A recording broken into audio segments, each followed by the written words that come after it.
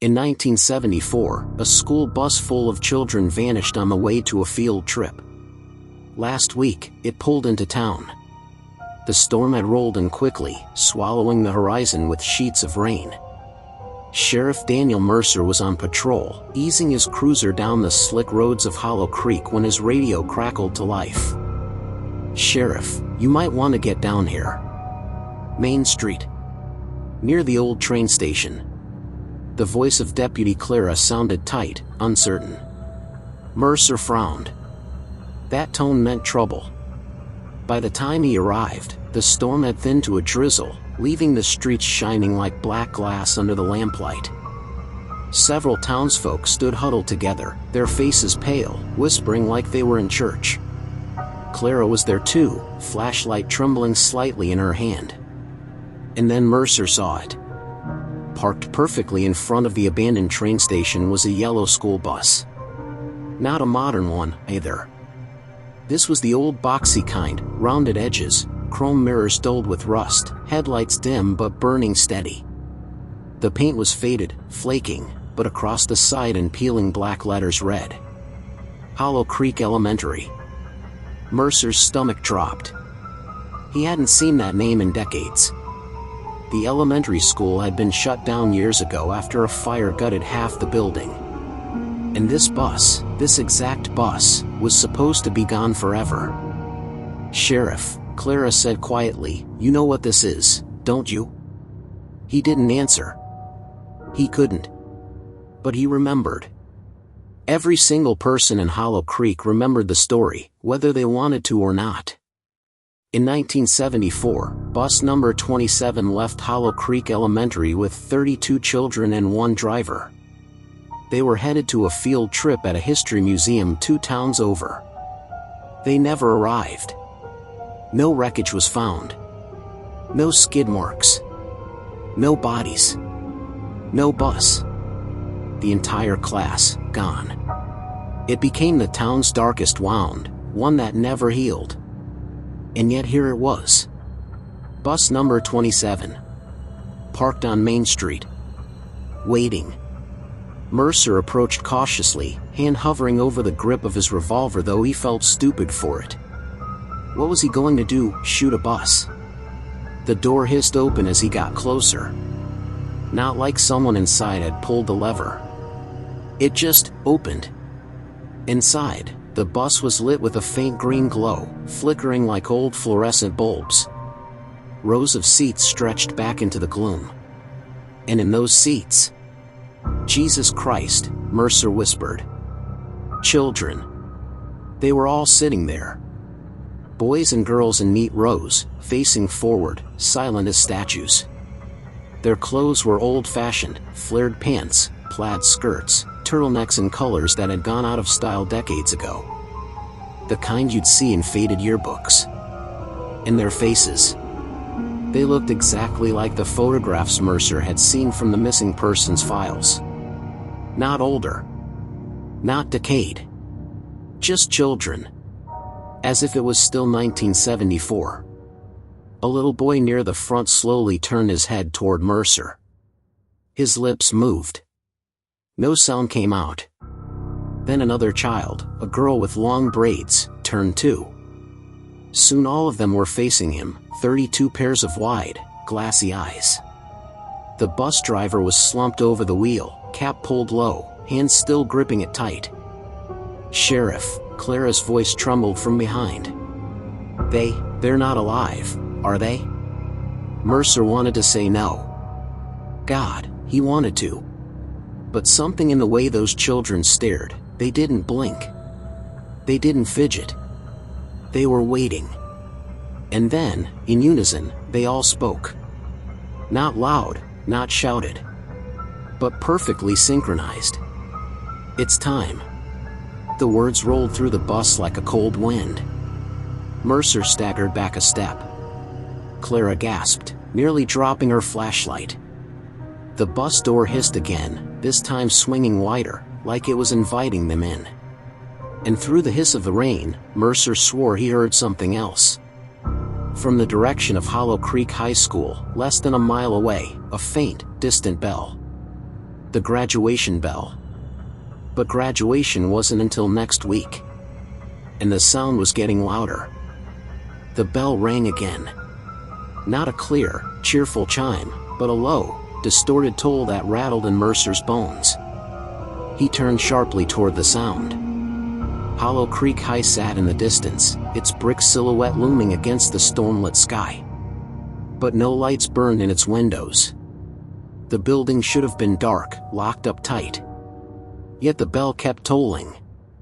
The bus hissed again, a wet mechanical sigh, and Mercer realized with dawning horror that one of the children was standing. A girl in a pale yellow dress, her knees still dusted with freckles. She stepped into the aisle, head tilted, and began walking toward the open door. Clara instinctively backed away, her breath ragged. Oh God, Sheriff, don't let her." But the girl didn't step onto the wet pavement. Instead, she paused at the threshold, staring out at Mercer. Her lips parted, but when she spoke, the voice that came out wasn't that of a child. "You've kept our seats warm." The words were flat, unnatural, echoing in a way that made Mercer's skin crawl. He forced his voice steady. "Who are you? What do you want?" The girl smiled faintly. It was wrong, too wide, too knowing. "We only want what was promised." Behind her, the other children began to stir. Not shifting like restless kids, but all at once, as if one signal commanded them. Heads turning, hands gripping seat backs, bodies rising. And then Mercer saw it, something he'd missed before. Their shadows. The green glow inside the bus cast thin, sharp silhouettes on the floor. But those shadows didn't match the children. They were taller. Warped. Some had too many arms. Some looked like they were leaning over, jaws stretched wide, teeth glinting like shards of glass. Mercer's throat tightened. He drew his revolver. "Sheriff," Clara hissed, her voice high with panic. "What are you doing? You can't." But Mercer didn't get the chance to decide. The girl in the yellow dress stepped down from the bus. Her shoes touched the wet pavement with a sound far heavier than they should have, like stone grinding on stone. And then, a car engine roared down the street. Headlights cut through the rain, blinding Mercer for a second. The squeal of brakes echoed off the empty buildings, and a beat-up Chevy skidded to a stop just feet from the bus. The driver's door swung open. A teenager, soaked in a Letterman jacket, stumbled out. His face was pale, eyes wide with something Mercer recognized instantly: fear. "Sheriff," the boy shouted. "You gotta help us." He froze, seeing the bus. The girl in yellow turned her head toward him. Slowly. Deliberately. The boy's voice cracked. Oh God, they weren't lying. Who wasn't lying? Mercer demanded. But the boy didn't answer. Instead, he looked past Mercer, toward Hollow Creek High, where the bell had begun to toll faster, sharper, like it was summoning someone, or something. Clara grabbed Mercer's arm. "Sheriff. Listen." The boy had fallen silent. His breath was visible in the air, like smoke in the cold. And then Mercer realized. The girl in yellow wasn't looking at him anymore. She was looking past him. Directly at Clara. "One seat has been saved for you." Clara gasped, stumbling back. "No, no, no, no." The bus engine coughed to life. The headlights flared. And before Mercer could move, the boy in the Letterman jacket whispered something that turned his blood to ice. "They're here for the new class." The bus door hissed wider. And somewhere in the distance, from Hollow Creek High, the sound of voices rose, dozens of voices chanting in unison. Like a choir. But the words were in no language Mercer had ever heard. The sound carried on the storm, low, droning, and impossibly synchronized. Dozens of voices, layered into one pulsing chant, bled from the direction of Hollow Creek High. Each syllable was thick, guttural, wrong. Mercer's stomach turned just hearing it. The boy in the Letterman jacket was trembling. "We have to leave. Now." Mercer's eyes cut back to the bus. The children were standing in the aisle, every one of them staring forward with eyes that glowed faintly green in the cabin light. The girl in yellow had not moved, though her lips now shifted as if she was silently mouthing the same chant echoing from the school. "What is this?" Mercer demanded, his revolver still raised. "What's happening to my town?" The boy looked at him, desperate. "You don't get it. This didn't start tonight. It started back then. In '74. And it's starting again because it has to. They always come back." Clara's voice cracked. "What are you talking about? Who are you?" The boy swallowed hard, shaking his head. "It doesn't matter who I am. What matters is that bus isn't supposed to be here. If it's here, then it means the cycle started over." Thunder cracked above them, rattling the windows of the nearby shops. The neon sign of a closed diner flickered weakly, buzzing like it was about to die. Mercer tightened his grip on the revolver. "You're gonna explain yourself, kid. Right now." The boy's jaw clenched. He looked Mercer dead in the eye. "I know because my brother was on that bus." The words fell heavy between them. Clara's hand flew to her mouth. Mercer's mind reeled. "Your brother?" The boy nodded, tears mixing with the rain on his cheeks. "He was 12. They said the bus vanished. No trace. No tracks. Everyone thought the driver just drove them into a lake or ran off the road. But it wasn't that. The bus was taken." Clara's voice quivered. "Taken? By who?" The boy's eyes darted toward the school, where the chanting grew louder, more frenzied. "Not who. By them. And once they take you, you don't come back. Not as yourself." As if on cue, the girl in yellow snapped her head toward him. The green light inside the bus flared brighter, pulsing like a heartbeat. She whispered something so faint Mercer almost didn't hear it. "He remembers." Mercer's stomach nodded. He stepped closer to the boy. "If what you're saying is true, then why the hell are you here? Why come back?" The boy's answer chilled him more than the storm ever could. "Because someone has to warn the seniors. If they get on that bus, this whole town's done for." Clara gasped. "The prom. Tomorrow night." The truth hit Mercer like a hammer. The timing. The bell. The chanting from the school. The bus had come back not for nostalgia, not for revenge, but for a new harvest. Before Mercer could speak, the bus engine roared louder, the sound grinding and metallic, like chains dragging through metal pipes. The headlights cut a blinding path down the street, flooding Mercer and Clara in their glow. The girl in yellow began to descend the last step. The other children followed, moving in perfect unison, their small shoes clattering down the aisle. The boy in the Letterman jacket grabbed Mercer's arm. His nails dug in with raw fear. "You don't understand. Once they're off the bus, it's already too late." Mercer raised his revolver higher, but his hands were shaking now. The first child stepped onto the pavement. The second. The third.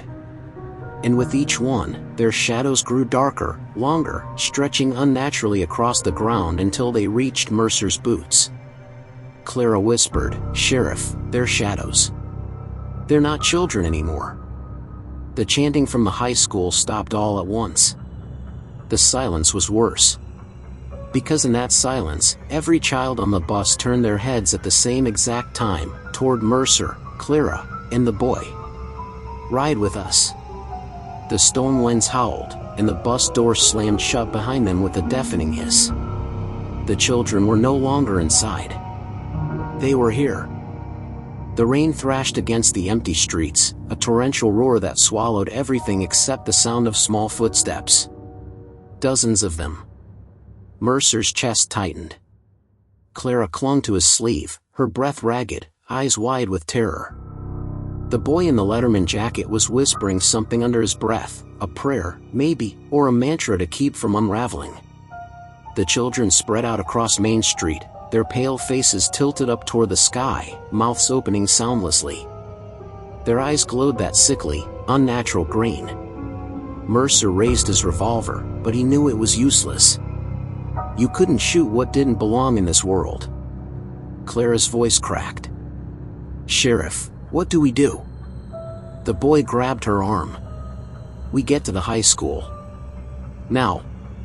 That's where they'll gather. That's where the cycle starts again. Mercer narrowed his eyes. You know too damn much, kid. Start talking before I drag you there in cuffs. The boy's jaw trembled. He hesitated, then finally spoke.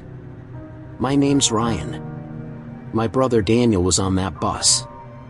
After he vanished, my family started digging. We found things, old records, newspaper clippings, police reports. None of them matched. Some said the bus never left the depot. Some said it crashed into the river, but there was no wreckage. Some swore it was a cover-up. But the truth? He looked Mercer dead in the eye. The town knew. They always knew. And they let it happen. Lightning cracked across the sky, illuminating the children's figures. For a brief second, Mercer could see their shadows stretching impossibly long across the asphalt, curling like claws toward the high school. Clara's face was pale. What do you mean, they let it happen? Ryan swallowed hard. There's something buried beneath Hollow Creek High. An old foundation, older than the town itself. Every 40 years, the ground calls for a sacrifice. Children. Pure souls. If it doesn't get them, it takes everyone else. Mercer's stomach turned. He'd heard drunken rumors of foundations older than the town told by old miners, but he never gave them weight. Superstitions. Stories to scare kids. But this was different. He looked back at the bus. Empty. Silent. Only the rain dripping from its chrome grille, steaming in the unnatural glow. Clara whispered, if that's true, then tomorrow's prom. Ryan cut her off. It won't just be tomorrow. It's tonight. The clock struck midnight already. The harvest has started. Mercer's throat went dry. He realized now why the chanting had been coming from the school. The students, the living ones, were still inside. Decorating. Practicing for the dance. Oblivious. He didn't waste another second. Move. Now. The three of them bolted through the rain, their shoes splashing against the flooded pavement. The shadows of the children twisted unnaturally, following close behind, moving faster than human legs should. By the time they reached Hollow Creek High, the chanting had resumed, louder now, spilling out from the gymnasium like a tide of voices. Mercer shoved the doors open, revolver raised. The gym was decorated with streamers and balloons, tables set for refreshments, the banner reading, Class of 2024, Prom Night TO Remember. But there were no laughing students. No music. Just the entire senior class, standing motionless in perfect rows. Their eyes were closed. Their lips moved in unison, whispering the same impossible chant that had come from the bus. Clara's hand flew to her mouth. Oh my God. Mercer's pulse thundered in his ears. He'd seen riots, car crashes, suicides. But this was something else. At the center of the gym floor, where the dance floor had been set up, the wooden planks had rotted away, exposing a jagged black pit beneath. The chanting echoed from it, vibrating in Mercer's bones. Ryan's face drained of color. It's opened. And then the pit answered back. A voice. Deep, ancient, impossibly loud. Bring them down. The senior's eyes snapped open all at once. Every single one of them was glowing green. Mercer took a step back, realizing with bone-deep certainty. The bus wasn't just bringing children back. It was bringing new ones in. The stench hit first. It seeped from the black pit yawning in the center of the gym floor, heavy and cloying, like rotting earth mixed with something worse, something alive. Mercer gagged as the chanting grew louder, the entire senior class speaking in perfect, inhuman rhythm. Clara clutched his arm, trembling. They're not themselves. Ryan stepped forward, his voice shaking. They're vessels now. Just like my brother was supposed to be. Mercer grabbed his shoulder. What the hell does that mean? Ryan's eyes welled. Every 40 years, the pit takes a class. Their souls are consumed. Their bodies remain, trapped in time, waiting for the next cycle. The kids on the bus, they never aged because they never truly lived again. They became part of it. Mercer's jaw clenched. He'd heard plenty of insane things in his career, UFO sightings, cult conspiracies, paranoid ramblings. But the evidence was right here, staring at him. Dozens of glowing-eyed teenagers chanting to a hole in the ground that breathed. Then the gym floor shook. The wood groaned and splintered as cracks spread out from the pit. One by one, balloons popped overhead, the sharp bangs echoing like gunfire. The chant stopped. Every head turned toward Mercer, Clara, and Ryan. Dozens of glowing eyes fixed on them.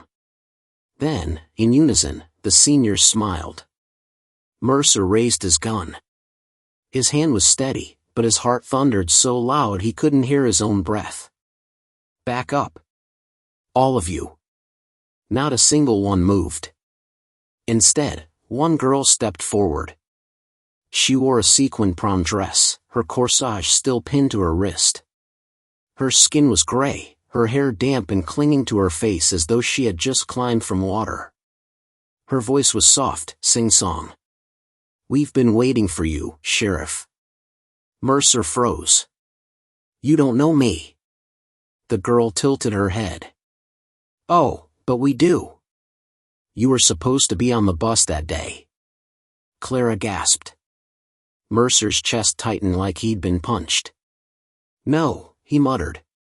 No, I wasn't. Ryan looked at him, stunned.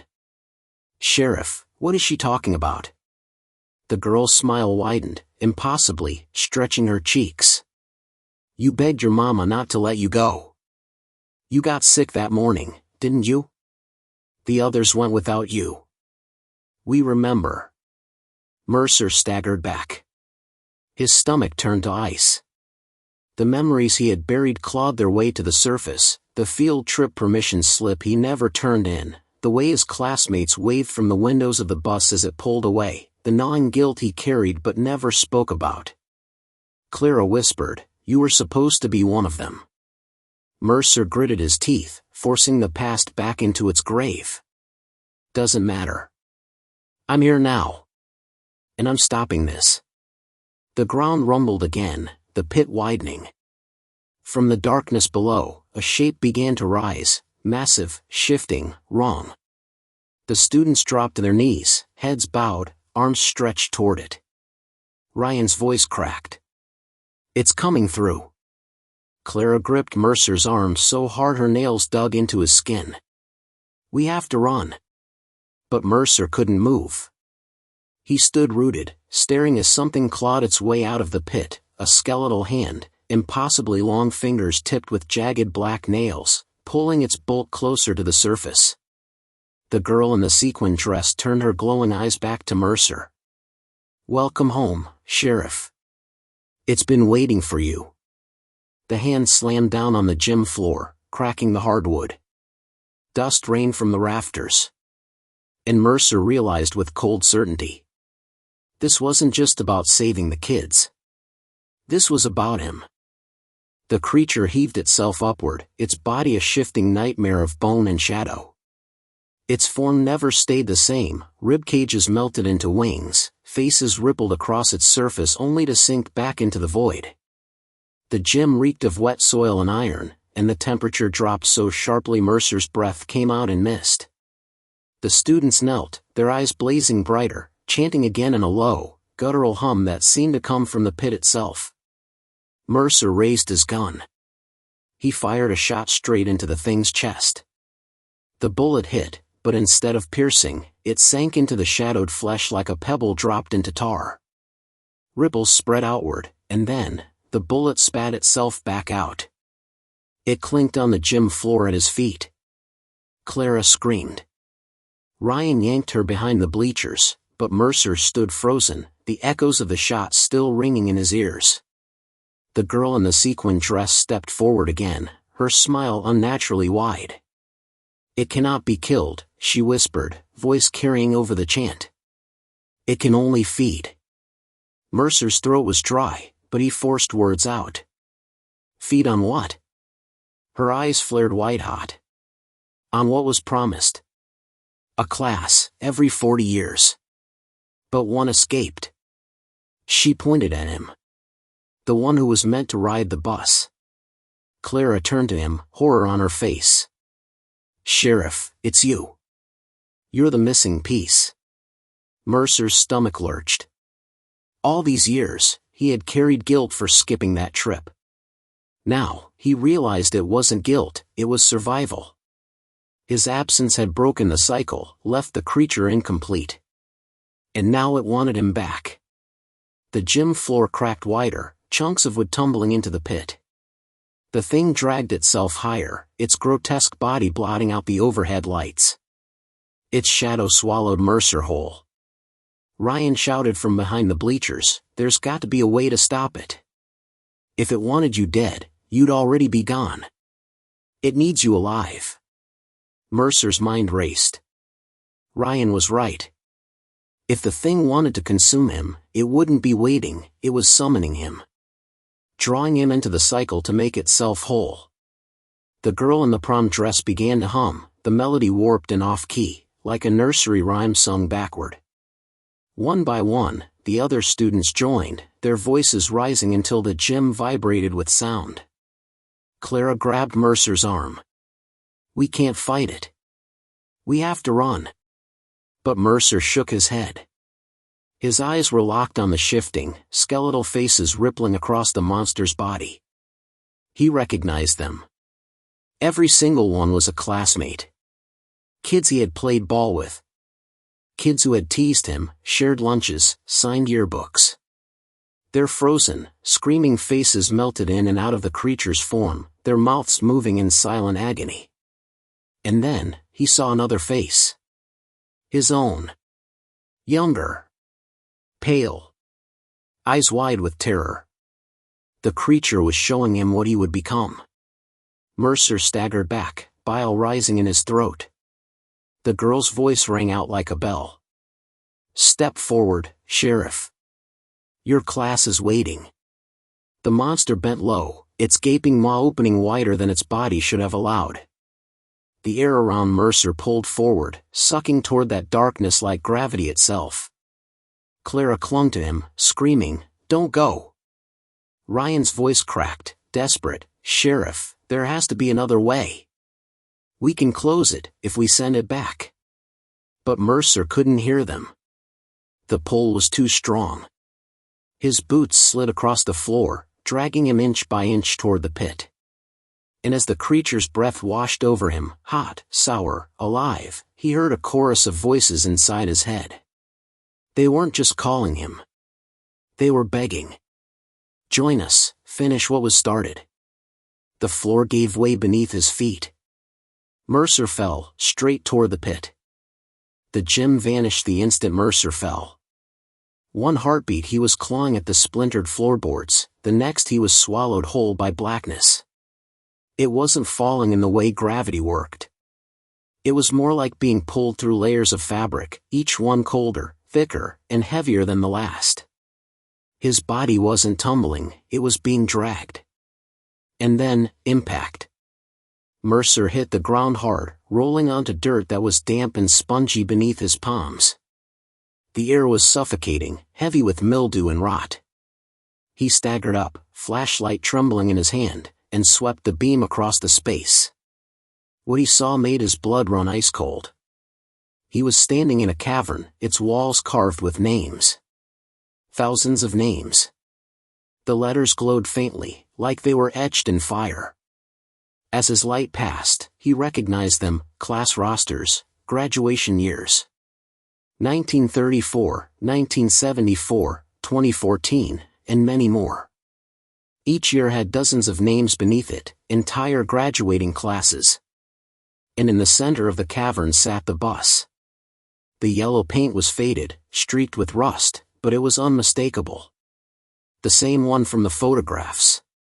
The same one that had pulled into town. Its headlights flickered on by themselves, two glowing eyes in the darkness. Mercer's knees nearly gave out. Inside the bus, silhouettes moved. Small figures, shifting against the windows. Children. But they weren't children anymore. They stared out at him with glowing eyes, mouths slack and open, their skin gray and tight as parchment. One boy pressed his face to the glass, and Mercer recognized him instantly. Billy Harper. A kid from his math class. Billy had sat 2 rows ahead of him, always chewing gum too loud. He hadn't aged a day. And he was mouthing something. Mercer leaned closer, the beam of his flashlight shaking. The word was clear. Run. Before Mercer could react, the cavern shook. The ground rippled, dirt shifting like water under his boots. From the shadows behind the bus, the creature stirred. Larger here than it had been in the gym, its body scraped the ceiling of the cavern. Its form was clearer now, not just a monster, but a fusion. Dozens of bodies fused together, their limbs locked in endless screaming contortions. Mercer staggered back. And then he realized, the faces weren't just of his classmates. There were adults. Teachers. Parents. Even strangers. Every person it had consumed, trapped inside it forever. Their mouths moved in unison, whispering in 1,000 voices. One must take their place. Mercer's gut twisted. This wasn't just about the missing class. It wasn't even about him. The thing was a collector. A feeder. The cycle demanded balance. That was why it returned every 40 years, each time, it claimed a class, sealing them into its body. And now, it wanted to finish the deal. The cavern floor cracked. A staircase of bone and ash formed, leading straight up to the bus door. Its engine roared to life, headlights flaring so bright Mercer had to shield his eyes. The door creaked open. A hollow, metallic voice echoed from inside. Last call, all aboard. Mercer felt an invisible force shove him forward. His boots scraped against the bone steps as he stumbled upward, toward the yawning mouth of the bus. Clara's voice echoed faintly from above the pit, distant, desperate, but real. Sheriff. Don't let it take you. For one moment, just one, he thought he might be able to resist. Then a hand reached out of the bus and grabbed his wrist. It was cold, small, and familiar. Mercer's flashlight beam landed on the face. It was his younger self. The boy he had seen in the creature's body. Pale, terrified, eyes hollow, but smiling now, like a puppet. You were supposed to be here, the boy whispered. And with an inhuman strength, the boy yanked him onto the bus. The door slammed shut. The bus engine roared, echoing through the cavern. And Mercer realized too late, it was driving again. Driving deeper into the darkness. The bus lurched forward with a screech of metal, wheels grinding against stone as it barreled deeper into the cavern. Mercer was thrown sideways into a cracked vinyl seat. His flashlight clattered to the floor, its beam spinning wildly across the ceiling before going dark. He tried to stand, but the aisle was crowded. Crowded with children. They filled every row, sitting stiffly in torn uniforms, hair matted with dust, faces pale and hollow. Their eyes glowed faintly in the gloom, locked straight ahead as if waiting for something. None of them moved. None of them breathed. The only sound was the engine's guttural growl and the faint hum of voices. At first Mercer thought it was the children. Then he realized it was the bus itself. The whole vehicle vibrated, whispering in a language older than words. The windows rattled as scenery blurred outside. Except, there was no scenery. The world beyond the glass was a shifting haze, streaks of gray and black sliding past like smoke. Shapes flickered in it, houses, gravestones, schoolyards, roads. Places Mercer recognized, places he didn't. All of them warped, as though they'd been half erased. Mercer pressed a hand to the glass. It was icy cold. That was when one of the children finally moved. A girl 2 rows ahead twisted her head slowly toward him. Bones cracked in her neck as if they hadn't been used in decades. Her lips stretched into a too wide smile. "You shouldn't be here," she said. Her voice was layered, as if dozens spoke through her. "You weren't meant for this trip." Mercer's throat tightened. Where's it taking us?" The girl's eyes flickered. "Where we always go. The place between." The words made his stomach lurch. "Between what?" he asked. She tilted her head, smile widening. "Between yesterday and never." The children around her began to stir, one by one, their heads snapping toward him. The sound was unbearable, spines cracking, jaws clacking, teeth grinding together. Dozens of glowing eyes fixed on him. And then, in eerie unison, they spoke. "One must stay." Mercer's skin prickled. He understood. This wasn't just a cursed trip, it was a trade. Every time the bus returned, it dropped off a class, but it demanded a replacement. Him. The aisle rippled like it was alive, the rubber floor stretching upward to grab his boots. Mercer tore himself free and stumbled forward, lunging toward the driver. But when he reached the front, his stomach dropped. There was no driver. The wheel spun by itself, the pedals pressed down by invisible weight. The cracked mirror above the seat reflected nothing but Mercer's own pale, horrified face. "No," he whispered, backing away. Then the PA system crackled above him. A distorted voice filled the bus. "Final stop ahead, prepare to disembark." The children rose in unison, their movements stiff, mechanical. Their mouths gaped open, releasing a low, collective moan that made Mercer's ears bleed. The windows fogged with frost as the bus slowed. Through the haze outside, something took shape. It wasn't a road, or a town, or a school. It was a vast, endless plain of gray. Stretches of broken playground equipment jutted from the earth like bones. Half-finished houses slumped at impossible angles. And looming in the distance, barely visible through the fog, was a giant, rotting structure. A school. Its windows were black, its walls caved inward like something had sucked the life out of it. The bus screeched to a halt at its front steps. The door swung open with a hiss. One by one, the children began to file out. Their feet made no sound on the metal stairs, their glowing eyes never blinking.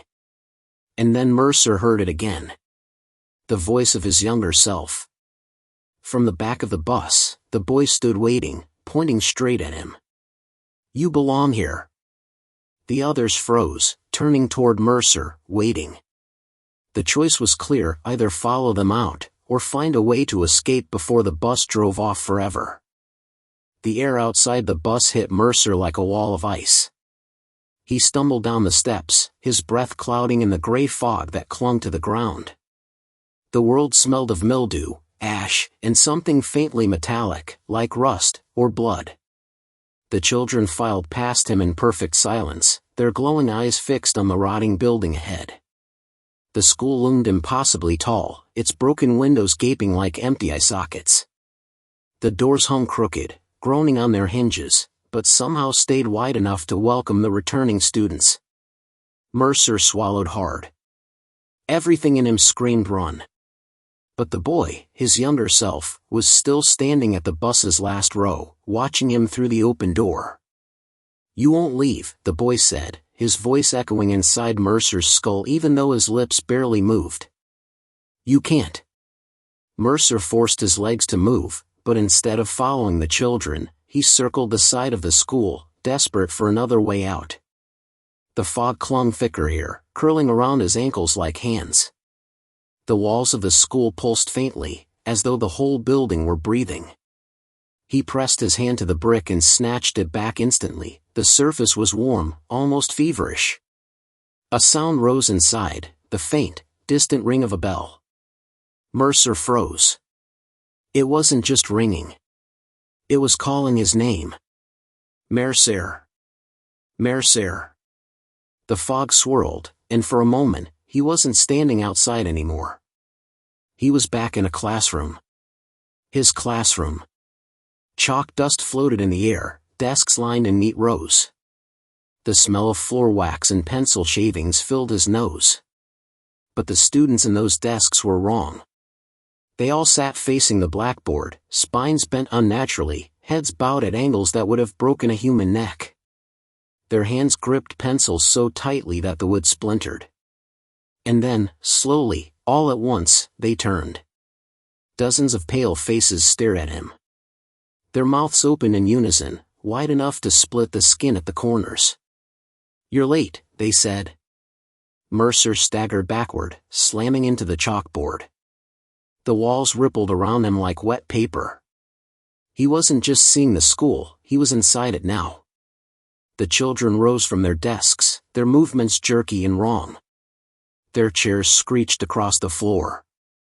The bell rang again, deafening this time, shaking the walls. His head felt like it was splitting open. And then, above the ringing, a single clear voice caught through. "The boy.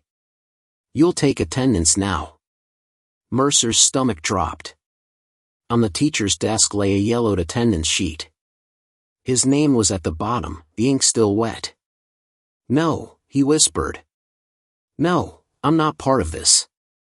But when he looked down, a pen was already in his hand. His fingers moved against his will, scrawling a line across the paper. The children's mouths stretched into grins. The floor shook as they stepped closer, their shoes leaving black stains with each step. Mercer's vision blurred. The walls were dissolving again, the classroom melting into shadow. He could hear the bus engine revving somewhere behind him, as if it was preparing to leave. And suddenly, he realized. This was the trade. This was how the cycle bound itself. Whoever signed the sheet became the new teacher, the caretaker of the lost class. Trapped here, forever. Unless he found a way to break it. The bell tolled again, the sound sharp enough to make his ears bleed. The students were almost upon him, their eyes glowing like lanterns in the dark. And then, he saw it. On the attendance sheet, beneath his name, there was still one line left empty. One space. One chance. If he didn't fill it, maybe the ritual would collapse. Or maybe it would demand someone else instead. Mercer's hand trembled. His younger self stood in the doorway of the collapsing classroom, smiling faintly. "You know what to do." The attendance sheet shook in Mercer's hands, the ink bleeding across the page like veins spreading through old paper. The empty line glared at him, a blank space hungry to be filled. The children closed in, their smiles too wide, their teeth too sharp. Their footsteps boomed like a drumbeat, each one in sync with the pounding in his skull. "Sign it," they whispered in unison. "Sign it, and stay with us." Mercer's vision blurred. His ears rang from the tolling bell, louder and louder, until it felt like it was vibrating inside his chest. His younger self stood at the front of the room, holding out a hand. His voice was calm, almost kind. "You've always been late. Always been the one left behind. This is where you belong. With us. Forever." Mercer's grip on the pen tightened. He could feel the pull, the unnatural compulsion, to finish the list. To claim the role. To become the teacher for this ghostly class. But then he remembered. The photographs in the box. The blurred faces. His own name scribbled in the margins. The truth he'd been running from all along. He was supposed to be on that bus in 1974.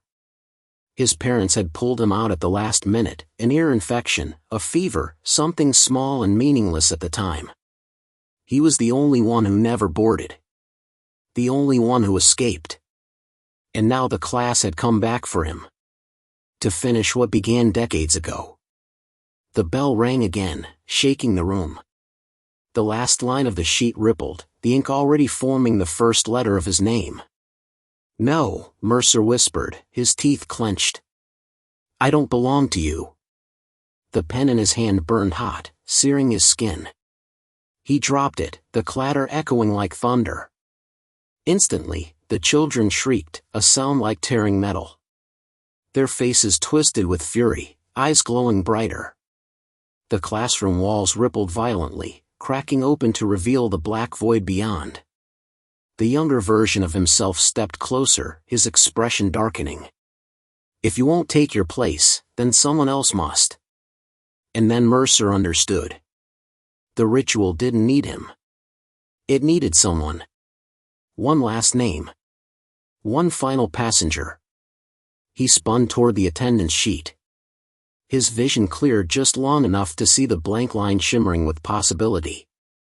His hand shot forward, grabbing the pen again despite the pain, and he scrawled a name. Not his. Ethan Mercer. The boy froze. His eyes widened. For the first time, his smile faltered. "No," he whispered. "That's not how it works." But the ink bled deep, the letters sinking into the paper like a wound closing. The room shook violently, the desks collapsing, the walls folding in on themselves. The children screamed, not with rage, but with fear. The boy, his younger self, was dragged backward, his body unraveling into smoke, his voice echoing as he was pulled into the collapsing void. "You can't change it, you can't change it, the bus will come again." And then, silence. The attendance sheet dissolved in his hands. The classroom melted away, replaced by the cold night air. Mercer was standing alone in the empty parking lot. The school was gone.